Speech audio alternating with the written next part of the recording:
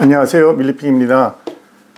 오늘은 국내 주식 상황과 방산 관련 기업들의 주가가 어떤지를 알아보고요. 이어서 오늘 이재명 대통령께서 워싱턴 도착하셔서 곧 한미 정상회담을 하잖아요.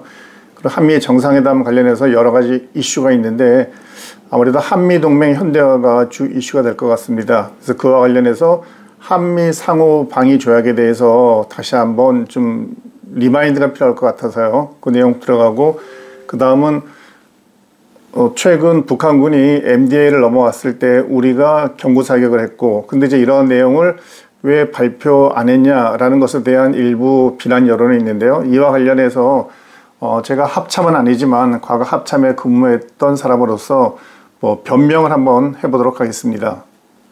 현재 시간이 9시 22분인데요. 우리 종합주가 지수도 17포인트 올랐고, 그다음에 미국이나 여러 국가들의 종합주가 지수도 다들 상승입니다. 이 상승의 원인은 여러 가지가 있겠지만 미국에서 조만간 금리 인하를 할 것이다 라는 그것에 대한 기대감이 굉장히 커져 있는 상태죠. 그리고 이번 주에 여러 가지 미국에서 연방준비의장의 발언 이런 것들도 다 기대가 가득한 상황이기 때문에 이제 그런 것으로 인해서 전반적인 주가가 상승하고 있는 것으로 보여지고요. 그리고 우리 입장에서는 이제 방산주들이 중요한데요. 오늘도 제가 이제 방산주 한 10개 정도를 늘 이제 보고 있는데, 그 중에서 오늘은 현재 5개 종목은 빨간색, 5개 종목은 파란색으로 되어 있습니다. 현재 시간이 이제 9시 23분인데요. 하나 에어로스페이스가 약 3,000원 상승, 현대 로템이 2,000원 상승. 전반적으로 방산주는 힘이 떨어지는 분위기입니다. 최근에도 방산주의 상승이 계속될 것인가 말 것인가에 대한 논란들이 많이 있는데, 대부분 증권업계에 있는 분들은 단기적으로는 상승 동력이 없지만 장기적으로는 좋다 이런 식의 애매한 발언들을 해서 이거 사야 되는 거야 말아야 되는 거야에서 혼란을 주고 있죠.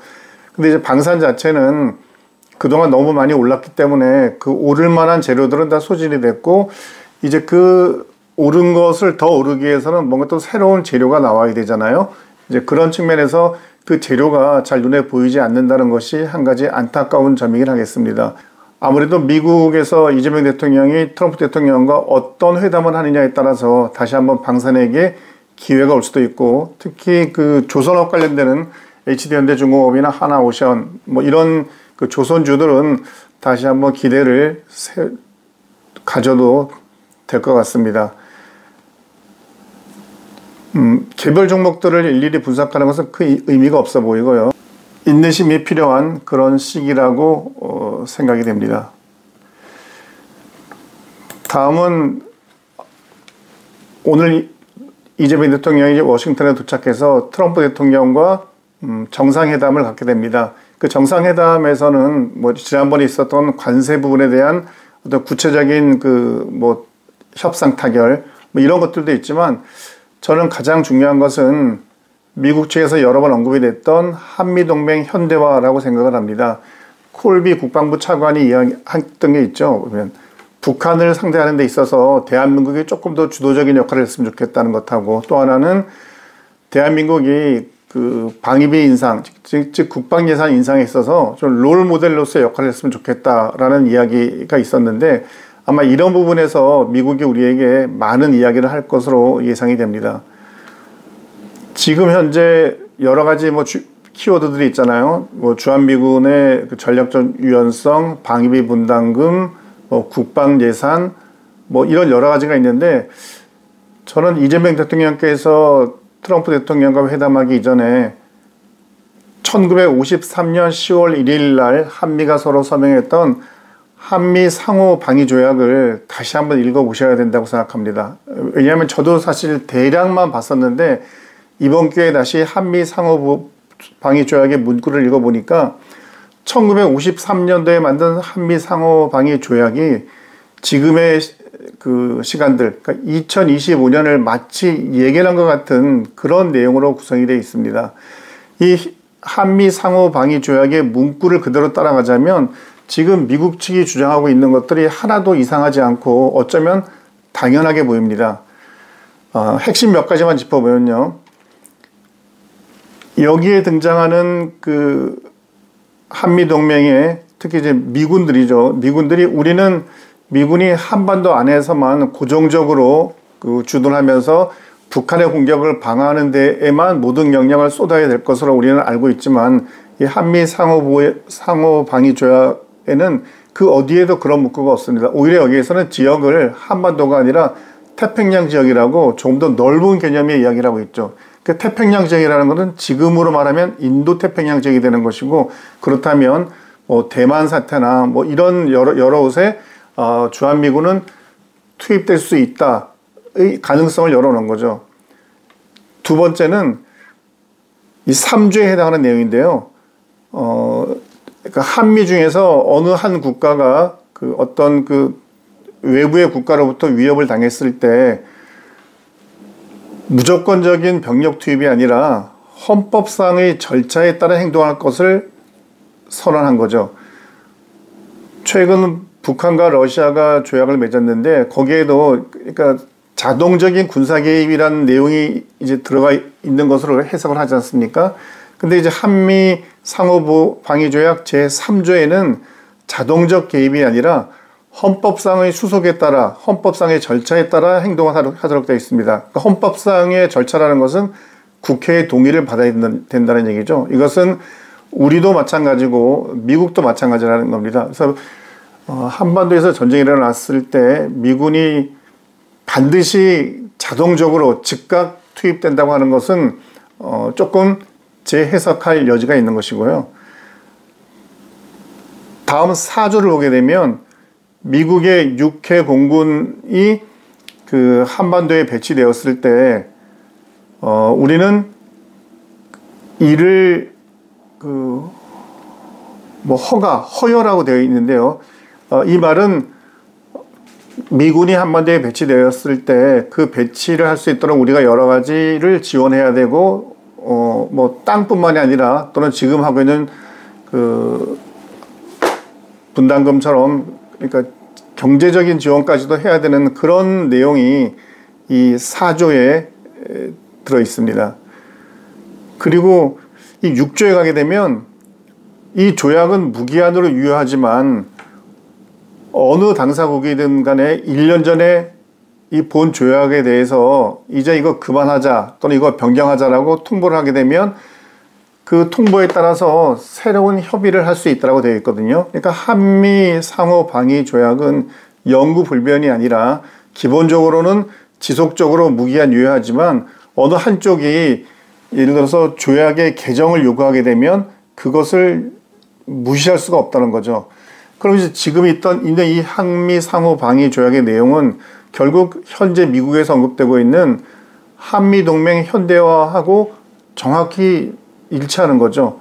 미국이 이번 이재명 대통령을 만났을 때 뭐 다른 어떤 것보다도 그러니까 관세 협상의 어떤 압박 수단으로서 관세 협상을 통한 지렛대로서 이 방위비 그러니까 뭐 안보 관련되는 비용을 우리에게 강요할 수도 있겠지만 저는 그냥 한미 상호 방위 조약에 그 서명했던 내용을 가지고도 미국이 우리에게 여러 가지를 요구할 수 있다고 생각합니다.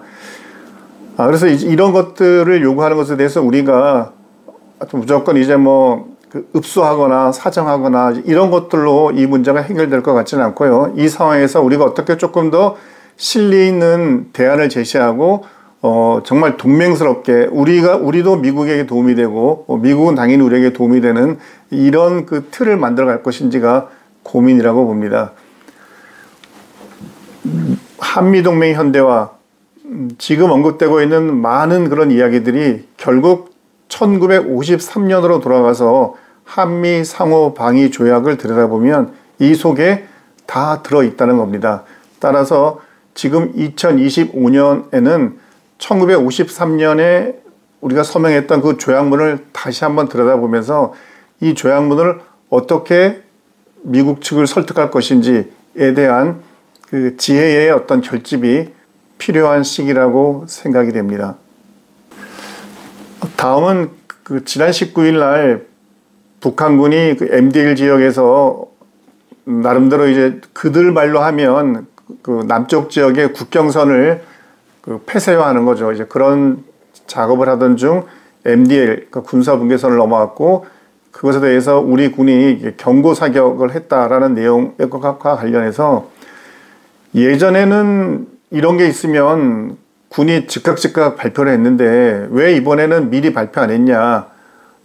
그래서 뭔가 숨기는 것이 아니냐. 군이 정치권의 눈치를 보는 것이 아니냐라는 것이고 또 발표했을 때 연합사, 유엔사에서는 30여 명이 넘어왔다고 발표를 했는데 우리는 왜 수명이라고 해서 인원을 축소했느냐. 그러니까 그 사안을 의미를 의도적으로 축소한 것이 아니냐고 해서 군의 행동이 좀 이상하다라고는 그런 그 언론 보도들이 있었습니다. 뭐 운하일보도 있었고 조선일보, 서울경제 여러 군데에서 언급하고 있는데요. 저도 과거 합참 국무실장을 하면서 이런 사태 때 이것을 그 MDL상에서 전방지역에서 벌어지는 모든 북한군과 우리의 상황을 실시간 라이브 중계하듯이 다 알려야 되느냐에 대한 고민이 많이 있었습니다. 이것은 저만 고민이 아니었고 당시 국방부 기자들도 아니 우리가 북한이 발표하면 무조건 받았어야 되는 그런 그 말 그대로 기자 일꾼이 아닌데 이런 것들은 대해서 우리가 스스로 좀 협의를 통해서 정리해야 되지 않느냐라는 그 논의도 있었거든요. 그리고 때로는 우리가 북한이 어떤 군사적 행동을 했을 때 우리가 그것을 바로 발표하게 되면 북한에게 우리가 가지고 있는 정찰 감시 능력을 이렇게 보여주는 거거든요. 그러니까 실시간으로 모든 것을 중계하게 된다면 그것은 우리가 북한의 군사활동을 어느 정도 감시 정찰할 수 있는지 능력을 실시간으로 보여주는 것이기 때문에 북한이 그런 것들을 간파하지 못하도록 필요에 따라서 때로는 공개하고 때로는 공개하지 않고 북한이 먼저 공개할 때까지 기다리고 이제 이런 것들이 좀 융통성 있게 진행되는 것이 매우 필요합니다. 과거에 저도 한번 북한이 그 주말 새벽에 그 미사일 시험 발사를 했는데요. 그때 그것을 바로 기자들과 이제 상의를 했는데 기자들이 굳이 북한이 이런 미사일 발사를 우리가 실시간으로 라이브 중계할 필요는 없겠다. 그래서 하지 말자라고 해서 이제 안 했거든요. 근데 아침 한 5시경 북한이 미사일 발사를 했는데 8시경 일본에서 보도가 나온 겁니다. 그래서 일본에서 북한이 미사일을 발사했다라고 이제 기사가 나오다 보니까 아니 이게 북한이 미사일을 쐈으면 가장 민감해야 되는 국가는 대한민국인데 우리 대한민국 국민들이 일본의 뉴스를 보고 이 사안을 아는 것이 맞느냐라고 해서 또 그 욕을 많이 먹었습니다. 그래서 그 다음부터는 그냥 최대한 있을 때마다 있는 그대로 그냥 그 언론에 알리고 또 국민에게 알리자라는 쪽으로 방향이 바뀌었습니다. 그래서 이번에도 물론 이제 합참에서 또는 뭐 국방부도 함께 고민했겠지만 이것을 이제 공개할 건지 말 건지 이제 고민을 했겠죠. 왜냐하면 MDL 지역에서 그 군사활동하는 북한군이 MDL이라는 것이 어떤 콘크리트로 이렇게 벽이 쌓여져 있는 게 아니다 보니까 그 선을 명확하게 긋기가 되게 어렵고 또 북한이 가지고 있는 그 위치항법 시스템하고 우리가 가지고 있는 것과 또 다릅니다. 그러다 보니까 똑같은 지역에 대해서 일종의 GPS가 우리가 쓰는 GPS와 북한이 쓰는 GPS가 이제 다른 거죠. 그러다 보니까 그 위치에 대한 해석도 다를 수 있어서 MDL을 넘어왔다는 것이 사실 명확하게 이것을 넘어왔다 안 넘어왔다고 판정하기도 쉽지 않은 측면이 있습니다. 그래서 이런 MDL을 이번에 넘어왔을 때에도 아마 군이 나름대로 뭐 그런 고민을 했었고 아마 예전에 보았던 이런 그 여러 가지 활동 수준과 특별히 다르지 않았기 때문에 일단 그냥 그 공개하지 않고 지나간 것으로 보이는데요. 어쨌건 이제 지나고 나서 보니까 또 북한이 그것을 가지고 오히려 우리한테 우리가 그 경고 사격한 것에 대해서 우리가 잘못했다고 북한이 따지는 그런 모양새가 되다 보니까 이게 이제 좀 웃기는 모양새가 됐잖아요. 그래서 이런 것들은 저는 해법은 이렇다고 봅니다. 첫째는 군사적인 사항은 오로지 군사적으로만 판단하는 게 좋겠다. 이게 첫 번째고요. 두 번째는 북한의 모든 군사활동을 실시간 라이브 중계하듯이 다 언론에게 국민에게 알리는 그것은 득과 실이 분명히 있기 때문에 판단해서 이것이 필요하다고 할 때는 알리지만 이것이 굳이 국민들에게 알릴 그런 그 이유가 없다고 생각되는 것들은 군이 그냥 그 내용을 가지고만 있어도 좋다고 생각합니다. 단 이럴 경우에는 저는 그 국방부 합참과 그 국방부 기자단하고 일종의 그 뭐라 그러죠? 뭐 끈끈한 어떤 일종의 전우회 같은 것도 있으니까 기사화는 하지 않되 내용을 알려주는 뭐 일종의 뭐 엠바고 같은 형태가 될 수도 있겠는데요. 이런 식의 내용의 공유는 필요하다고 봅니다. 북한이 일어나는 모든 북한 전 지역에서 일어나는 모든 군사 활동들 우리가 이제 모든 걸 파악하고 있잖아요. 어마어마하게 많은 것들인데 그 모든 것들을 다 국민들에게 알릴 수는 사실 없잖아요, 보면. 그래서 저는 북한의 군사 활동 중에서 특이한 것, 예사롭지 않은 것들에 대해서는 우리 군이 정확한 분석을 통해서 언론을 통해서 국민에게 알리는 것은 매우 중요하다고 생각하고, 다만 이런 판단을 함에 있어서 정치적인 요소들, 물론 그 정부가 생각하는 대북 정책의 여러 가지 방향과 완전히 언덕할 수는 없겠지만 그런 방향은 기본적으로 베이스에 깔고 있대 군사적인 상황 자체를 왜곡시키는 그런 일은 절대 해서는 안 되겠죠.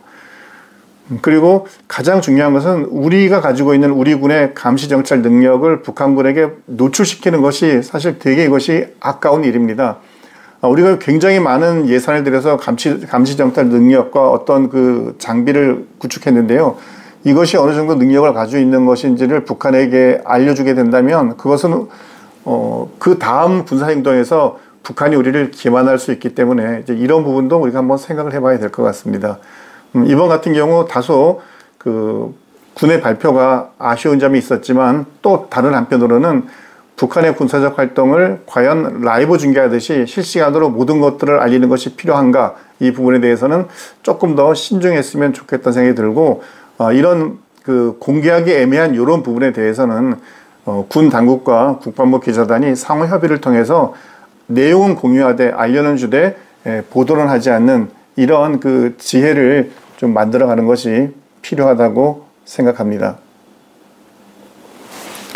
네, 이번 주는 이재명 대통령의 그 미국 방문, 트럼프 대통령과의 정상회담이 아마 모든 그 이슈의 중심이 될 것 같습니다. 그 중에서 한미동맹 현대화, 과연 어떤 식으로 진행이 될지 긴장감을 가지고 지켜봐야 할 것 같습니다. 감사합니다.